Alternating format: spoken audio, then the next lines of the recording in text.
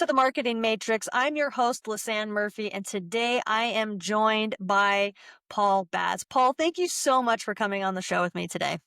Happy to do it. We are so excited to have a powerful conversation with you. I've been looking forward to diving in with Paul for a couple weeks now. And let me just tell you a little bit about this powerhouse of a man and a business owner. Paul Batz is the founder and CEO of Good Leadership, an organizational effectiveness firm in Minneapolis centered on the idea that goodness pays. Paul is a trusted coach to the C-suite leaders and their teams, and clients learn to lead their teams with goodness and embrace healthy tension to drive better results faster and easier. In 2024, Good Leadership spearheaded a national research project to identify the secrets of healthy accountability in high collaborative teams of teams workplace culture that most organizations embrace today. With those findings, Paul is literally writing the book on healthy accountability, which will be available early this fall. So we are so excited to not only have just a business master with all the years of experience that you have, but also an author. Very exciting, and really excited for that book to come out. Congratulations, by the way, on creating a book. That's no small feat by any means. Yeah, thank you. Appreciate that. Okay, so like we always begin is tell us about you and your business. What problem are you solving in the marketplace? Who are you helping? What's your role? Give us the Paul Batz overview. Well, first of all, I really appreciate the opportunity. Anybody who's interested in our topic, I'm usually love to try to make time for. And particularly, I might get a whole bunch of calls around this, but I really enjoy helping people with their entrepreneurial journey. I own this business with my wife, Melinda, and it has made a lot of enrichments to our life. And also, there are days when I wouldn't recommend it. So we've been at this now for 16 years. And when I say this, we exist in the space in professional services that is about roughly, 30% of the market. And that is the market that's called the blue sky market, where we provide professional services around organizational effectiveness coaching and research and diagnostic tools, but none of the things that we do are required by government regulation. 70% of all professional services, think about it, medicine, law, engineering, architect, keep going. They exist because if you're going to do something, you need somebody to help you that's aligned with the government regulations. The advantage of that is there's demand. The disadvantage is there's pricing pressure down and a whole bunch of regulation. So we're in that blue sky space. There is no demand. People don't actually need us. And that is the hardest part about it. So we have to do our own demand creation, which is why we do research and write books and things like that. But then also there are very few regulations that cause us to be restricted. And so I had come out of a career that included leadership in public relations and advertising. And then I ran an organizational effectiveness firm where I really learned the psychology underneath what we do here. And when the Great Recession was really hard on the firm I was leading at that time, it became really obvious to me that the best way for me to create the future I wanted to and actually get along with the people who were my business partners was to quit. And once I decided to quit, we started to get along and we helped each other. And that idea of when people are helping each other thrive, both personally and professionally, we call that goodness. So one of the first big projects we did was to research what does goodness mean in a business context that was not preachy or religious or overly kind, because kindness is important, but it's not necessarily the key to goodness. So once I put the message out there during the Great Recession that goodness pays, and we wanted to have a discussion about goodness and how it could improve the culture and the effectiveness of organizations, I was overwhelmed at how many people wanted to talk about it, because goodness is based on 4 cornerstone values. One is excellence. Second one is generosity. The third one is fairness. And the fourth one, which was most important at that time, was positivity. So we believe goodness is when people thrive together in a culture of encouragement, accountability, and positive teamwork. So that created a platform for us to offer tools and coaching and services around encouragement, accountability, and positive teamwork. And that's how good leadership got started. And that was 16 and a half years ago. Wow. And so what was your background before doing this? Like were you in a professional services company? Like what kind of led you to want to create something where, like, I love how you said we needed to create demand. Like that like really stuck out to me. Yeah, so my early days were in public relations and advertising, and it was a moment that really changed my life. And that in the late 1990s, some of your audience may not even know what I'm talking about here. Late 1990s, there before the Sarbanes-Oxley laws, and I won't explain those now, other than that it tightened down investor relations significantly in what you could do and not do with small companies. People used to do these big companies, like I live in Minneapolis, so big companies like Medtronic and a couple of others would take a good idea and a small management team, and they would spin it out into a private startup, and they would do an initial public offering. And the public relations firm I was in had an investor relations group that was headquartered in New York. People would come to us and say, we would like to give you a piece of our stock, some stock, in exchange for the fees we have to pay you. We want you to help us go to market in New York for an IPO. So it sounds great, but when you look at the data of how many IPOs fail, it's not good at all. And so the guy who was the chairman of our firm changed my life forever. His name was John Beardsley. He said, hey, Batz, please go figure out which ones we should invest in and which ones we shouldn't. And the first one we invested in is a little brand called Caribou Coffee. And it changed my life because I suddenly, instead of studying advertising and public relations, I was studying organizational effectiveness, trying to figure out why should we invest in one trio and not another. And the trio was always the CEO, the CFO, and the smart person who had the idea. Some of them were aligned and committed and accountable, and a lot of them would change with the wind. And I became fascinated about why were some of them so easy to trust and others not. And it was that learning and all the studying I did, all the people I interviewed, and my teammates helped me build our model that really helped me understand that I was no longer in PR. I was really in organizational effectiveness and organizational psychology work. And suddenly I didn't really like to study before or read or any of that stuff. Suddenly I became a voracious studier, and I knew I was kind of tapping into my life passion. And that was 23 years ago. I love that. I think it's an amazing journey when you are almost like shocked by your behavior, right? Like how you're like, I wasn't really much of a reader, and now all of a sudden, like, I'm a voracious studier and I'm consuming all this and it's fascinating to me. And you realize that, wow, like I just didn't have my lane yet. And now I've found it. That's really Yep. remarkable. So going from like a more corporate setting to running your own business, like what's the biggest struggle you've experienced on your journey? Well, the struggles are at different stages. So, the early stages, I was profoundly lonely. I ran a company. I had a team. And suddenly I was out, I wrote a book about that idea early on, and that gave me a platform to go give professional speeches. And it was amazing to me how quickly our ideas caught on. And so I was busy, but I had one admin and a couple of helpers. And it didn't take long before I felt like I was out on the end of the dock, and I would have traded money for friends and colleagues really easily. But eventually we got through that. And at that next phase, then it was, how do you privately fund growth?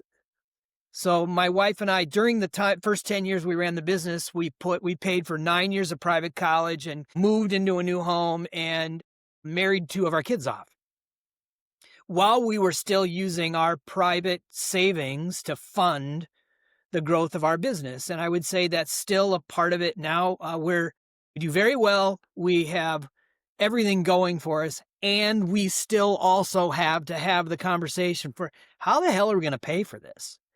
Because the reality in a business like ours, fee for service, we don't really have any physical assets that are really working for us.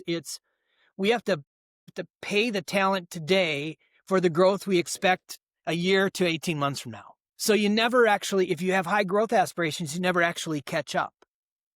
So you have to really learn what is your risk appetite and, which things do you monitor the most closely so that you can, treat people fairly and also do extraordinary work.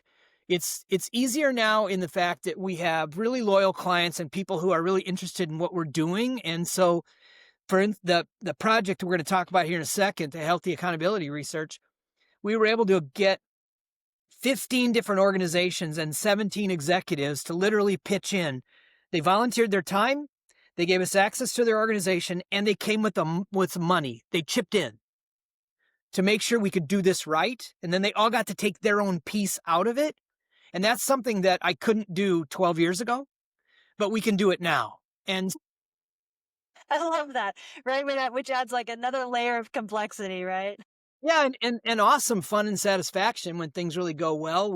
We have a You get to have board meetings in bed, right? I mean, Yeah, well, that's true. And and we also know how to celebrate it too. So it's fun. It's good.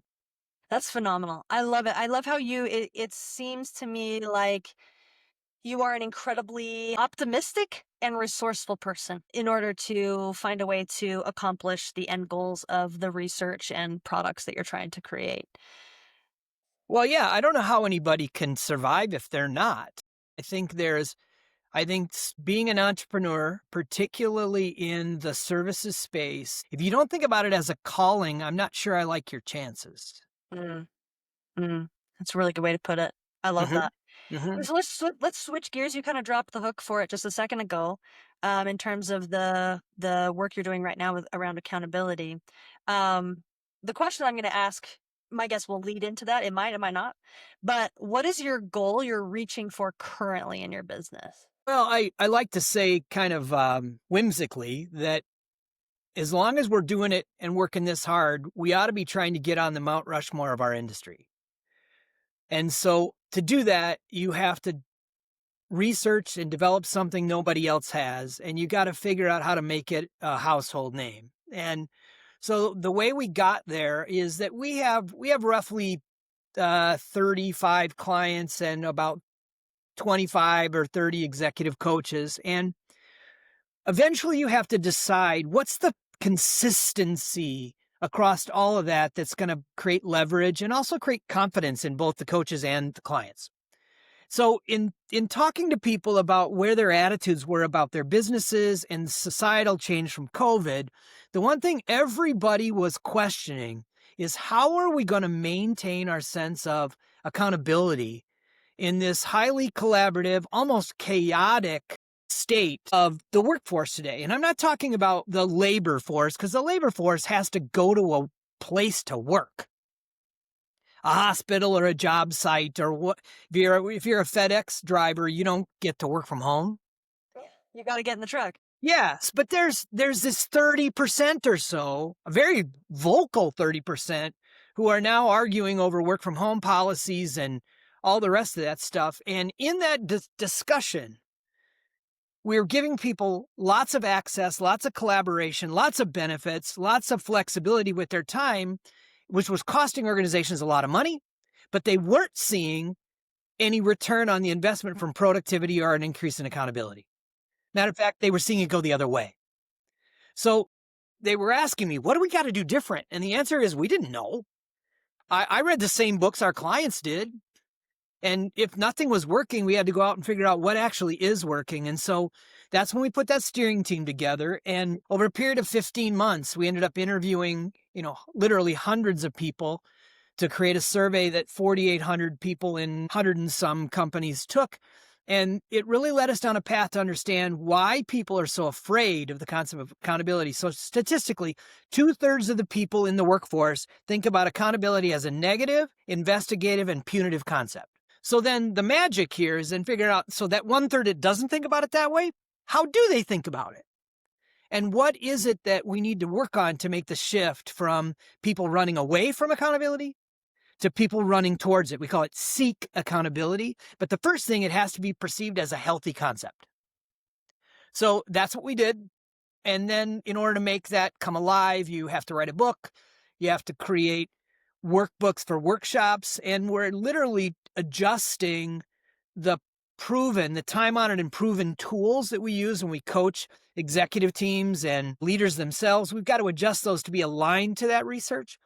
The early returns have been outstanding. And now clients are actually interested in measuring what's going better, faster, and easier because they're improving the state of accountability in their organizations. And that's the holy grail right there.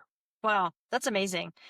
So based on the conversation, so let me see if I get like your business right and like how you're approaching the marketplace. You have the side of your business that is a research think tank that is taking the industry questions and creating rigorous research to answer those questions.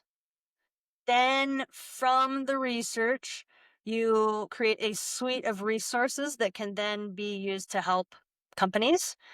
And so then you also provide the services to train companies on the answers to those questions. Is that correct? Is that what it's kind of like a two-pronged Yeah, so it'd be three approach? pronged. There's intellectual property based on research. There are programs that we can teach and train and literally give to organizations, or we can run them. And then there's coaching. And so our coaching core, these are, we're a general contractor business because the best executive coaches have been there and done that. They do not need or want a boss. Highly, highly independent people, almost identical to your listeners. And so what we do is then when we find the work and contract it, and we decide, is it a programmatic solution? Is it a tool set when research-based or diagnostic solution, or is it a coaching solution? And I would say most of the time it's some combination of all three.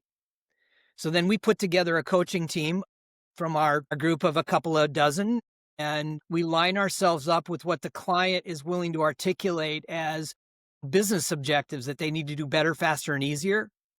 And then we deploy. And, most of our engagements are 3 to 5 years long.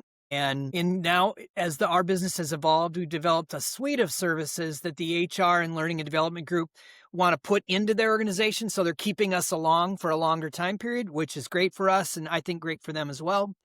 And I really think that the health accountability research is going to give us a set of language that our clients are going to want to learn and literally build into their culture. That's the early stages of our work, is that they're very, very interested in changing the dialogue of their organizations. Yeah, absolutely. Well, and especially with the trends of some companies coming back to the office, some staying remote. I mean, there's like COVID changed everything in terms of accountability. I mean, Yeah. there's like really no other way to put it. And Yeah. so helping companies navigate that is, I see that in the marketplace for sure. So I'm excited for you. That's fantastic. The hard part about this work is to make it relatable and simple. In the book and in the workshop and the keynotes and things like that, we refer to an origin story, and it was a CEO who came to me in a beleaguered state because there was a major breakdown in accountability that was embarrassing to them. It cost them a lot of money, and it might have cost him his job. And in thinking about it, he recognized they needed a new metaphor, and he was on an airplane when he was going through his beleagueredness, and he thought about the airplane, and he was realizing, airplanes are really amazingly efficient. Despite all the accidents and things that have happened lately, it's an unbelievably efficient system that's based on teamwork and people using their expertise. And you know what? Only one person knows they're going to land the plane. And what he realized is that his organization had over-indexed on collaboration and including people in discussions and decision-making where no one actually knew who was in charge of anything. And that was the big problem in their breakdown. So we've literally wrapped ourselves around this airplane analogy. And the most powerful part about it is, yes, people need to know their roles, which is what only one pilot lands a plane metaphor is about. But what we're discovering is there's a lost art of flight planning. So think about it. No commercial airline pilot would get into the seat of a cockpit of an airplane without a flight plan. Yet we've lost the art of forward planning, flight planning, in how we're running our businesses.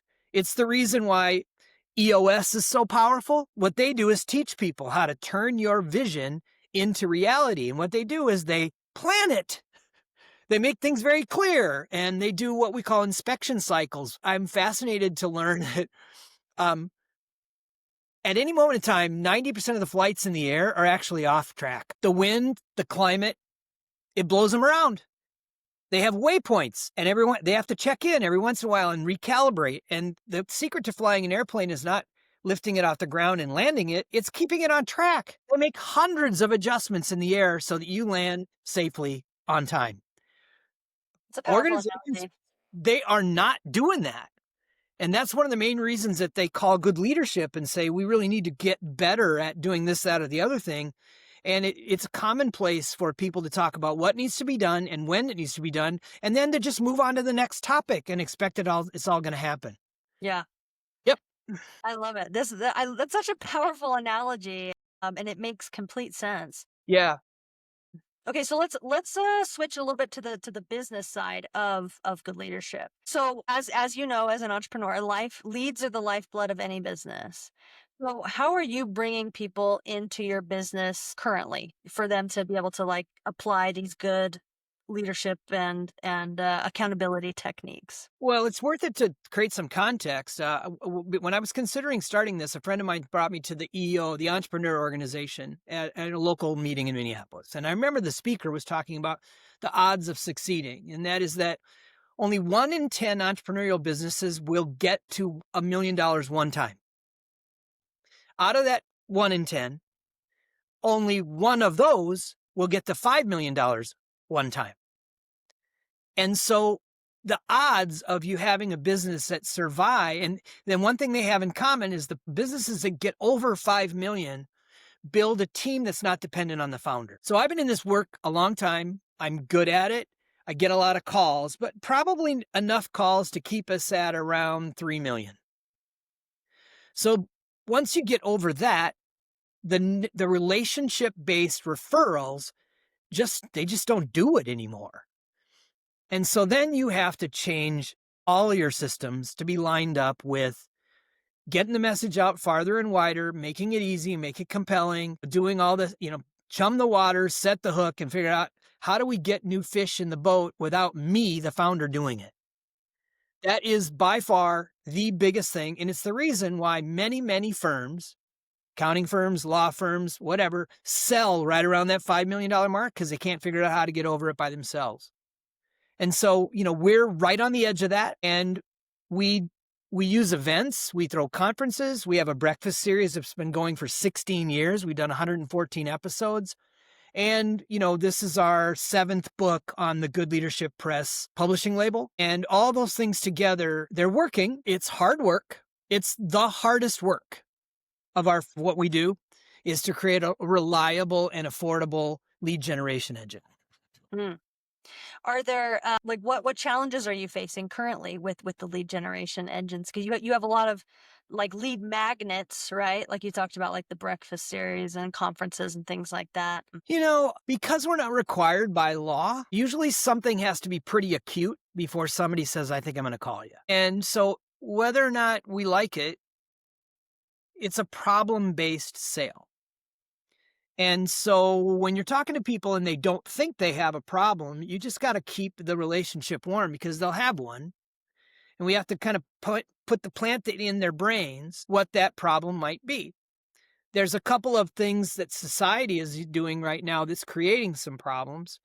The way we're thinking about long-term Medicare spending is putting a lot of pressure on hospital systems, especially have their own health plan, and they're going to have to change their culture to keep up. There is, in certain industries, most of the rostered leaders at the C-suite are above the age of 55. It's called the silver tsunami. And we're tracking where that is and figuring out who to talk to that will say, yep, we don't know who our next generation leaders are going to be. That's a problem, but we got to be there when they're talking about it. Mm-hmm. So, you can put the message out there a long ways, but there's a certain amount of timeliness that is related to being good at lead gen. There just is. And so, that means we talk a lot about the mantra here that quantity gives us the opportunity to choose quality. If you only have 5 leads and you need to close 4 of them, you're not choosing quality. Yeah, I love that. Yeah, I mean, really, like at the end of the day, it's a numbers game. right? In terms of the amount of contacts that you have, the amount of touch points that you have with them, the amount of conversations that lead to sales conversations. It's a numbers game. Uh, Yeah, it is. And so we've learned to simplify our offer to reduce the barriers. We've learned to, when you get a referral from somebody where you've done really good work for someone, they explain this is going to be invasive, it's going to be transformational, but it's also going to be highly disruptive and you need it. So they expect it. 3 to 5 years, lots of people are going to change, lots of people are going to grow, people are going to leave. But when you're trying to tell them that story and they haven't had that referral, they want to get started small. You want to have coffee on your first date. So we had to rethink, how do we present coffee in a way that's easy to buy? It's hard. It's hard to do, but we're doing it much more successfully this year than we did last year, et cetera, et cetera. yeah. Oh, that's phenomenal. And I love you're just constantly iterating, right? Like even the fact that you said like we're doing it better this year than we did last year, like I can tell that you're making shifts and adjustments based on the market feedback you're getting, which is fantastic. I mean, that's a way to stay alive. But do you have goals? Like you said, like, it's hard to go above the 5 million mark. Like, is that where you're aiming for, is to cross that threshold? Or are you like, are you at a comfortable place where you're like, I have the life I want, the business is great. Let's You just know, hang out. It's funny. The answer is yes to all that. And what I want is continual growth so we can give the people associated with this firm the opportunity to be who they want. And then if I decided I was happy right here, it would be only a amount of time before some of our best and brightest people would say they need to go because there's not enough here for them. So I don't think you can have it both ways. Lifestyle business in this space means it has to be a growth business. Otherwise, the people you love working with are going to leave you. Mm, yeah. It's that simple. So, we've stated our intention is to double and double again. And what's interesting about that is that in the space of organizational effectiveness, and you could even say executive coaching, the lion's share of the dollars in this industry are spent on sole proprietors. It's like 75% of all money spent in this space is spent on freelancers who, came out of corporate America. So the rest of us, including the McKinseys of the world and the Accentures and all these big guys, we're all duking it out for 25% of the market. And so in that context, I'm actually a big one. Mm. And so you got to kind of race through the middle. Otherwise you get beaten on the shores. And so we're doing our best to try to grow faster. We've got a couple other strategies that we think can really diversify our business model and help us expand geographically. And I think those things are important. That's awesome. I love it. I love it. That's so good.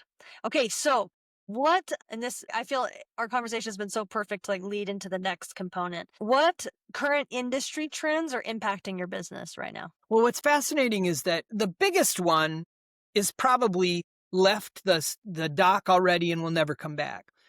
And that is that the industry is pretty much used to this media here.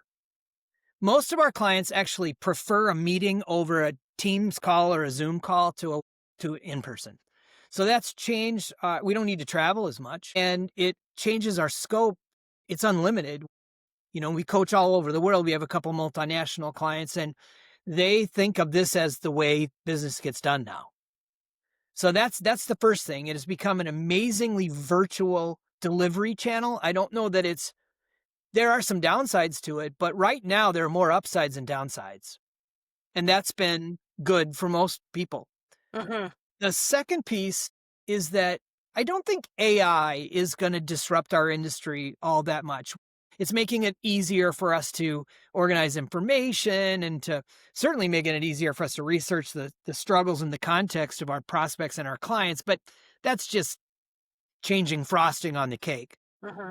I think that there are three things that we have to be really keenly tuned into. And that is, what really are the succession planning needs of, some specific industries? And I'm thinking healthcare.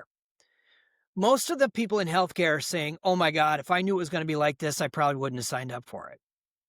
So there's a bunch of people who are my age, I'm 62, who are saying, I can't wait for my day. So we really have to figure out who has the stomach for it and who has the basic karmic connection to what does it mean to lead healthcare organizations in a time when the government and society is saying this has to get cheaper faster. It's very different than it used to be.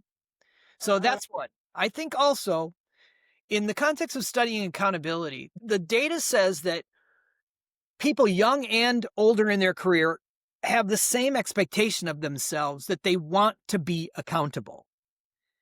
How that happens is very different today. And we have to figure out a dialogue where the younger generations can feel included and stimulated and involved, and also take the same level of personal ownership that the older generation is used to taking. That is a significant challenge.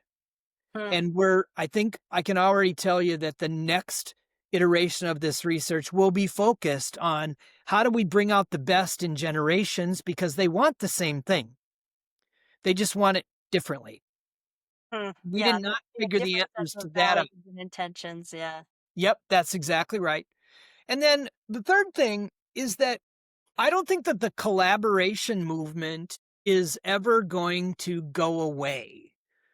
People are, even though working from home, the WeWork spaces, and, people are looking for a way to connect with people and work with others. One of the reasons why our coaches like to work with us so much is they get to be on a team. But getting organizations to embrace a collaboration and a teamwork model so that it can be taught and replicated and improved and communicated against.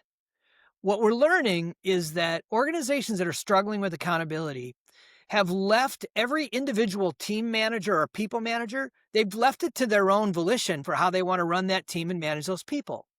On one hand, it's very kind and empowering. On the other hand, it's amazingly cruel, because people who don't know what they're doing can really turn some people off. And we've researched this in mid-sized organizations. Most directors are on 9 different teams at once. So if every one of those people runs their teams differently, it's exhausting and people are suffering from whiplash, and it's unnecessary. Especially if your teams are on different continents and different time zones and you never meet each other. There are some disciplines of success around teaming and around collaborating that can be duplicated if the organization has a will for it. I love that. Yeah. Well, and I think one of the things I've learned and thought about is that, like, true autonomy has guardrails, right? Like, just free reign to do whatever really isn't autonomy. Like you said, it just creates a chaotic mess. And Yeah, we like to use the metaphor that basketball without lines on the floor would be chaos. yes, it would. That's awesome. I love that.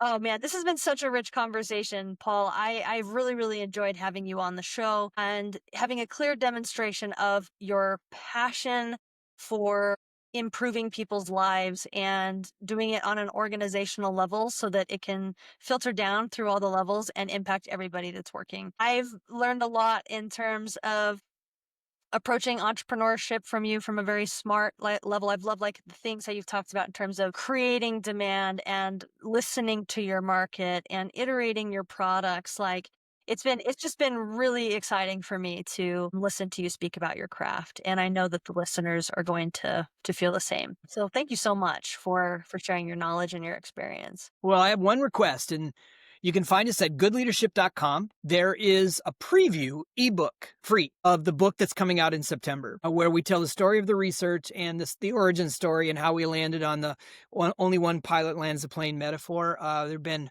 hundreds and hundreds of downloads on that so far. And I'd be honored if your audience went out there and goodleadership.com, found the free ebook download. It's easy. Send me a note about what you think, because we're right in the throes of finishing that first edition of that book. And it's going to be exciting to be able to talk about it again in September.